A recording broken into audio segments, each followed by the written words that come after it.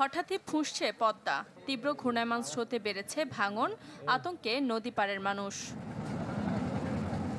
এরই মধ্যে ভাঙনের নদীতে বিলীন ৮টি ব্যবসা প্রতিষ্ঠান সহ প্রায় ২০০ মিটার এলাকা। হুমকিতে টঙ্গীবাড়ির দিঘিরপাড় বাজার। অভিযোগ, ভাঙন প্রতিরোধে কার্যকর পদক্ষেপ নিতে বারবার বলা হলেও টনক নড়েনি প্রশাসনের। প্রশ্ন উঠেছে পদ্মা সেতুর বাম তীর সংরক্ষণ প্রকল্পের কাজের গতি নিয়েও। আমাদের 4টা দোকান বিলীন হয়ে গেছে, আরো 7-8টা দোকান ভাঙ্গাচুরা মনে করলেন যে নিতে আছে। আমরা তো বহুত ক্ষতির দিকে পড়েছি, ওই যে নদী ভাঙ্গা সব পদ্মা নদী সব ভাঙ্গা লয়ে যাইতেছে। 3 বছর এখানে কোনো কাজই হয় নাই।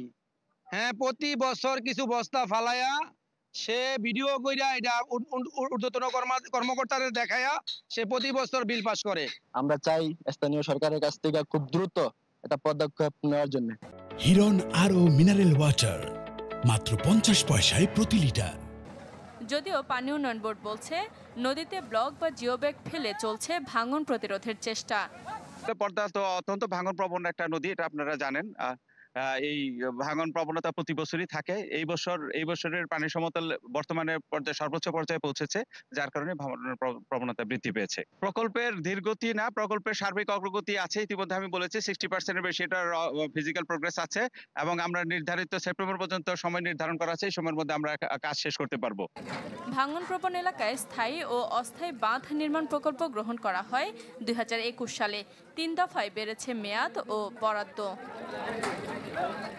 Desk report, channel 24।